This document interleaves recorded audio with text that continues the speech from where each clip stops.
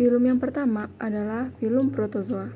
Protozoa adalah organisme seluler eukariotik yang bisa melakukan pergerakan, di mana ia melakukan pergerakan dengan memanfaatkan bagian alat untuk bergerak yang sering disebut sebagai pseudopodia atau kaki semu. Selain itu juga ada pula silia atau rambut getar, dan ada juga flagella atau juga sering disebut dengan bulu cambuk. Pada filum protozoa, seperti pada Paramecium, hanya terdapat kepekaan saja dan belum memiliki yang namanya sistem saraf. Pada Paramecium, terdapat fibril yang mempunyai kepekaan terhadap suhu dan sinar, serta berfungsi juga untuk mengatur gerakan silianya. Pada filum protozoa, belum memiliki yang namanya sistem endokrin, baik sistem endokrin ataupun hormon.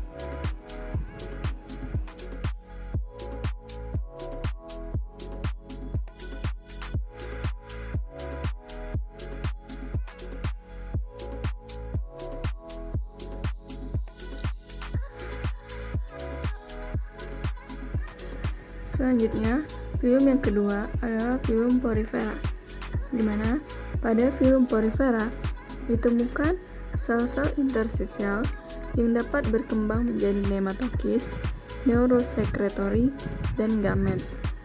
Sel-sel intersosial sangat aktif membentuk tunas dan membantu pertumbuhan gonad, sel neurosekretori, yang membantu pertumbuhan pada porifera.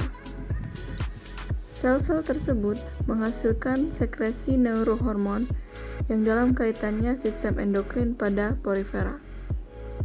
Dalam sepanjang akson neuron biasanya dilepaskan ke dalam aliran darah di organ neurohemal, daerah di mana ujung akson berada dalam bagian terdekat dengan kapiler darah.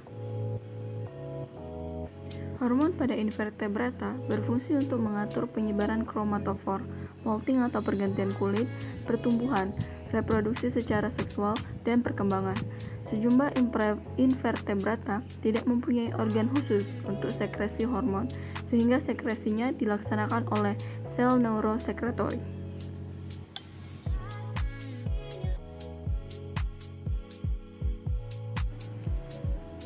Filum selanjutnya adalah filum Coelenterata. Pada filum ini tidak terdapat kelenjar endokrin, tapi mekanisme neurosekresi akan mengatur pertumbuhan dan reproduksi. Contoh hewan dari golongan Coelenterata adalah hidra. Hidra mempunyai sejumlah sel yang mampu menghasilkan senyawa kimia yang berperan dalam proses reproduksi, pertumbuhan, dan regenerasi. Apabila kepala hidra dipotong, sisa tubuhnya akan mengeluarkan molekul peptida yang disebut aktivator kepala.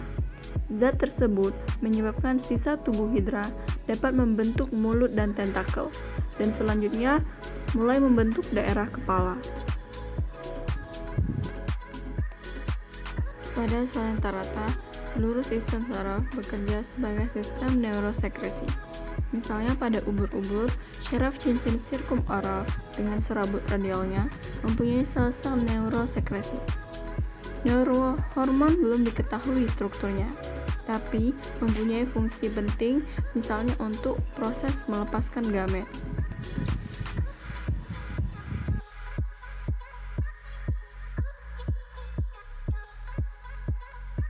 Selanjutnya adalah pada filum Platyhelminthes. Contohnya yaitu pada cacing pipih atau planaria, di mana sel-sel neurosekresi pada cacing pipih terdapat pada ganglion otak. Sejauh ini belum bisa dipastikan secara detail apa yang menjadi fungsi dari sel ini. Selain itu, sel ini juga belum mempunyai peranan dalam proses regenerasi. Selain itu, pada hewan Platyhelminthes terdapat dua saluran yang memanjang yang akan bermuara pada pori-pori tubuh. Adapun kedua saluran tersebut akan bercabang-cabang pada bagian punggung dan berakhir pada sel api yang mempunyai silia sebagai pusatnya.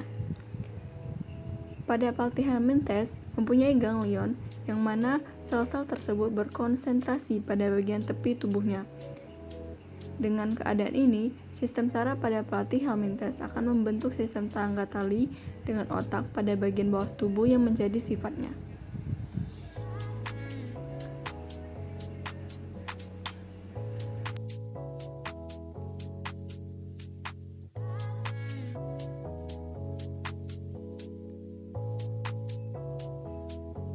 Selanjutnya adalah film nematelmintes atau nematoda, di mana film nematoda tidak memiliki organ endokrin, tetapi masih memiliki fungsi endokrin antara sel otot dan saraf. Film nematoda tidak memiliki sistem endokrin karena tidak memiliki organ yang bekerja sama. Sebaliknya, mereka memiliki sel komunikasi tertentu yang mengambil peran hormon. Oleh karena itu, nematoda tidak memiliki sistem, tetapi jaringan yang mengirimkan hormon tertentu dari sel.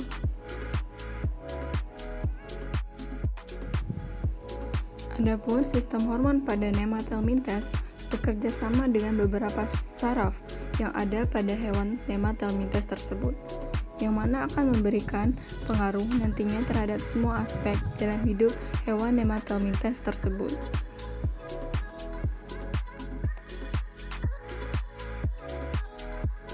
Mungkin cukup sekian penjelasan dari saya.